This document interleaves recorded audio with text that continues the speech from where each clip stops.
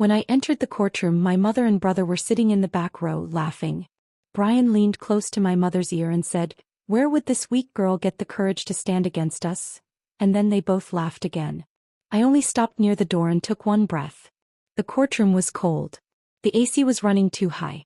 People were sitting on wooden benches. The judge had not come in yet.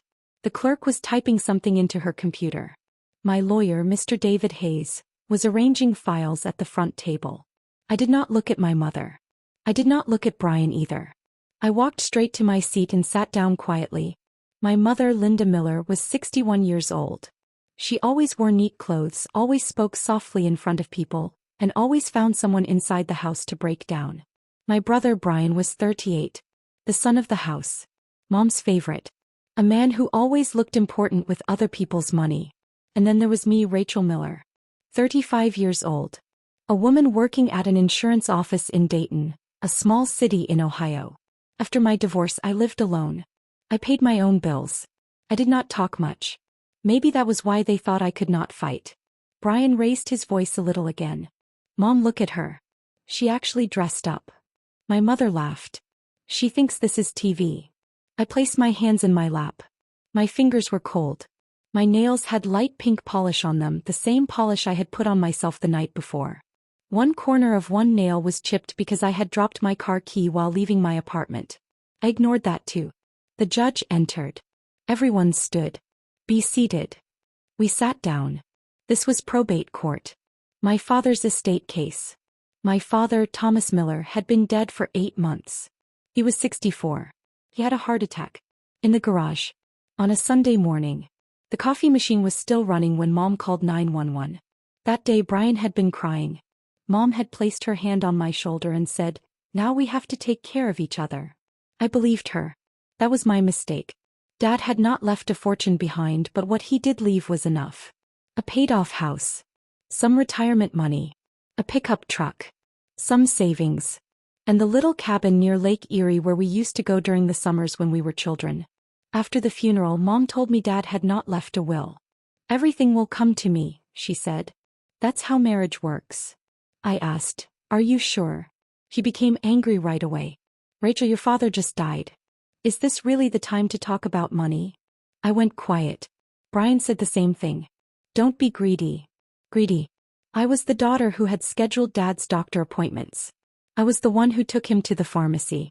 I was the one who wrote his blood pressure readings in a notebook. Brian had barely had a real conversation with Dad in 3 years, but I was the greedy one. 2 weeks after the funeral, Mom changed the locks. I wanted to get Dad's old watch from his workbench. The Timex watch he had promised me. It was not worth much money. It just had Dad's smell in it. Motor oil, soap, and old leather. I went to the house, but my key did not work. Mom opened the door only a few inches. "You changed the locks?" I asked. Brian said it was better for safety. "Mom, this is my childhood home too." She did not laugh. She just looked at my face. "Rachel, we have to be practical now. I want Dad's watch." Brian took it. "It was mine. Your father didn't put that in writing." That sentence felt small at the time. Later, I understood it had been a rehearsal. For 2 months, Mom and Brian kept me out of everything. Bank papers. House documents. Insurance calls. Cabin keys. Dad's belongings. Everything. Whenever I asked, Mom would sound exhausted and say, "Rachel, you're emotional. Brian is handling all of this." Brian would text me, "Stop harassing Mom." I replied once, "I'm only asking about Dad's estate." He wrote back, "There is no estate for you." Then one day a court notice arrived in the mail. An estate petition had been filed. Mom had claimed that Dad died intestate, meaning without a will. Brian had signed an affidavit saying Dad had never mentioned any written will. I placed the notice on my kitchen table and stared at it for 10 minutes. My apartment was silent. The refrigerator was humming. A coffee mug was sitting in the sink. Outside in the parking lot, someone was trying to start their car, but the engine kept failing again and again. That evening I called Mr. David Hayes. He was not Dad's old friend. He was not the family lawyer. I found him on Google. I read his reviews. The consultation fee was high. I paid it from my savings. In our first meeting he asked me, "Do you believe there was a will?" I said, "I don't know." Do you have any proof? I shook my head. Not yet.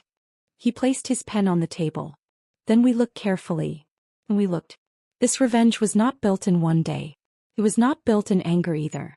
It was built in small steps. The first step was recovering Dad's old email.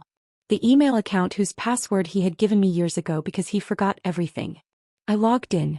The password still worked. There was nothing in the inbox. The trash was empty. Then I checked the archived folder. There was one email. Subject: updated will scan. Date 3 years earlier. Sender: recipient: Rachel Miller. I looked at the screen. Then I got up from the chair, went to the kitchen, drank some water, came back and opened the email.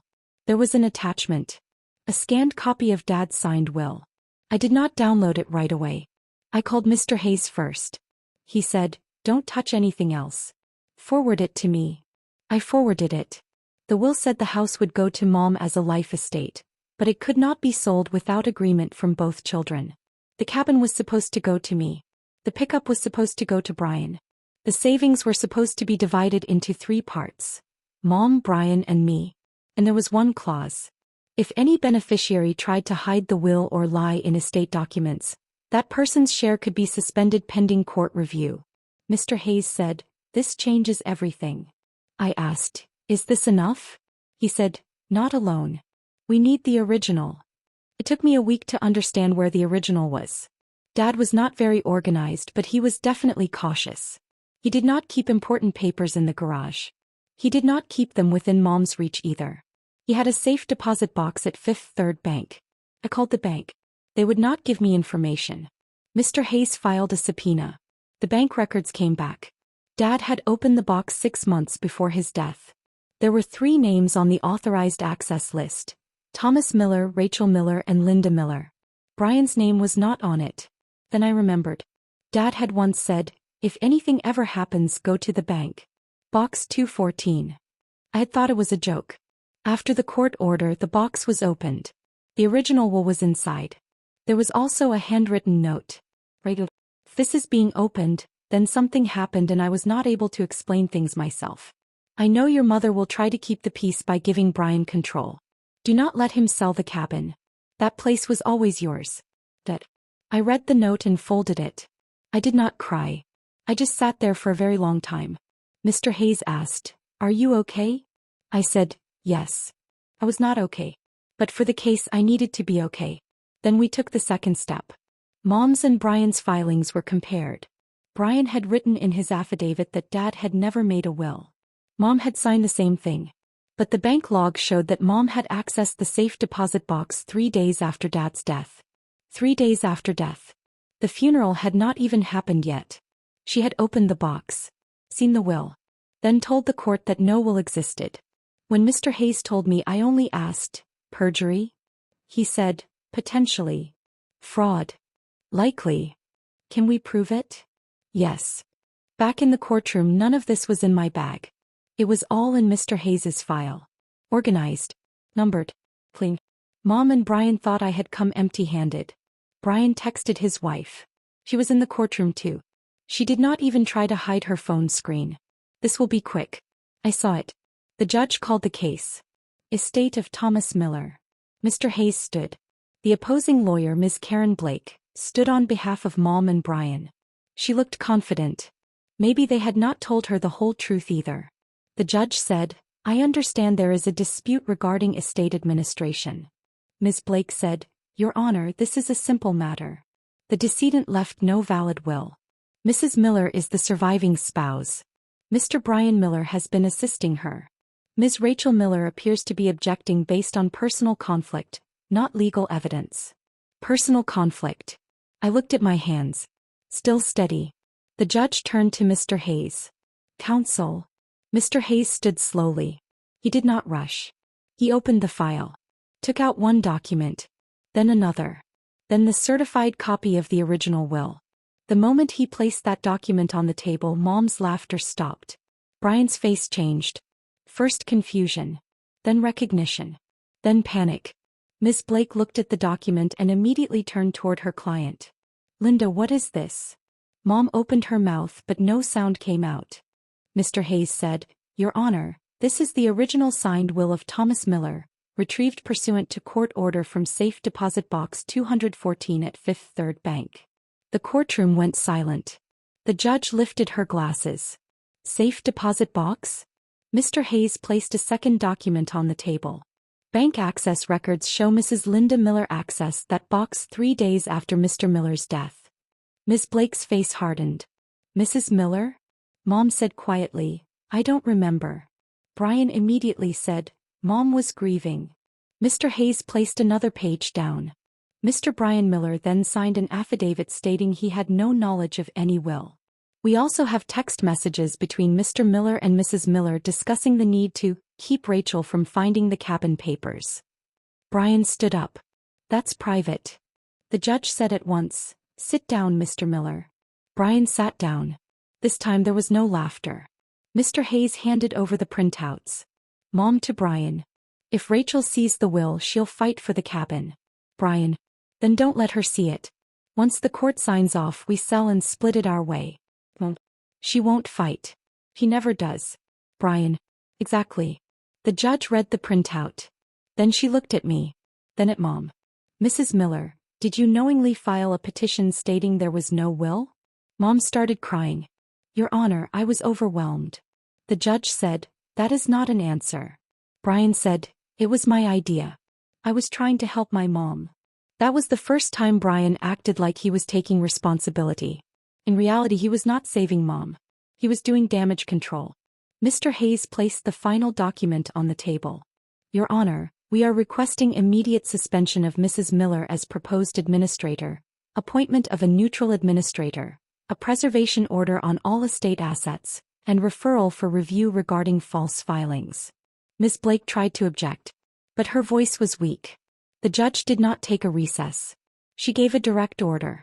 Mom's authority was suspended. Brian was blocked from accessing estate accounts. A temporary freeze was placed on the house and the cabin.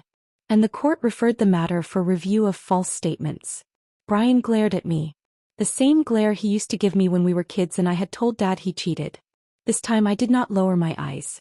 After court ended, Mom came to me in the hallway. Rachel. I stopped.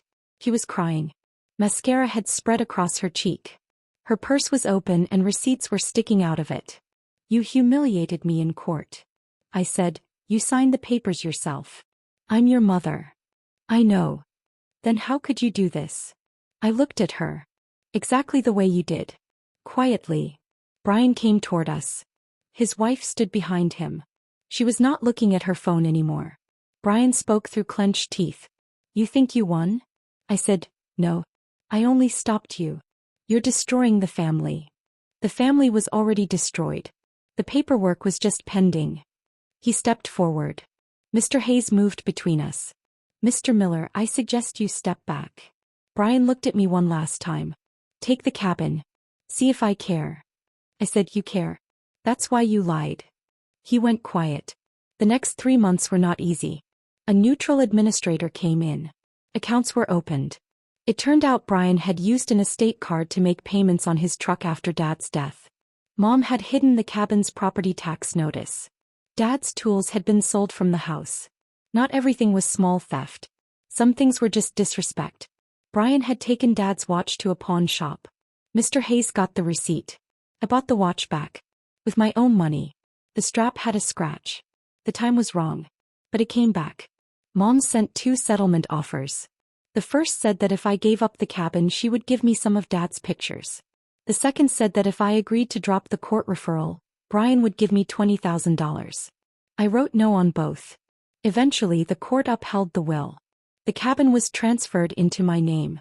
The savings were divided properly, but legal costs were deducted from Mom's and Brian's shares. Because of the false filing, Brian was banned from serving as administrator. Criminal charges were not filed, but everything went on the record. Brian's job was affected too.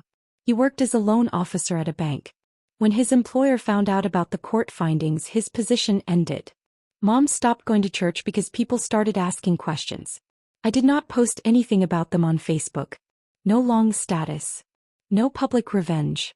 The documents did what words never could. It has been 2 years now. The cabin is mine. I go there every summer. The front porch railing is still loose. The kitchen still has old yellow tiles. The window facing the lake still gets stuck. I have not fixed it. Dad used to push it open with his shoulder. I do the same. Mom sent me a Christmas card last year. Inside she wrote, "We should talk." I put the card in a drawer. Brian never apologized. He messaged me only once. "You happy now?" I did not reply. I'm not happy. But I am not empty either. The day Mr. Hayes placed the document on the table in that courtroom, the color drained from their faces. Brian's eyes turned still. Mom's voice disappeared. I did not scream that day. I did not give a victory smile either. I only sat in my seat and watched how the truth does not need to speak too loudly. Some people think a quiet woman is weak. They forget. A quiet woman is often listening to everything. And sometimes she is saving everything too. If this story touched you or kept you watching until the very end, please take a moment to like this video, subscribe to the channel, and turn on notifications so you never miss another powerful story. Your support truly helps us create more content like this. Thank you so much for watching, and we'll see you in the next video.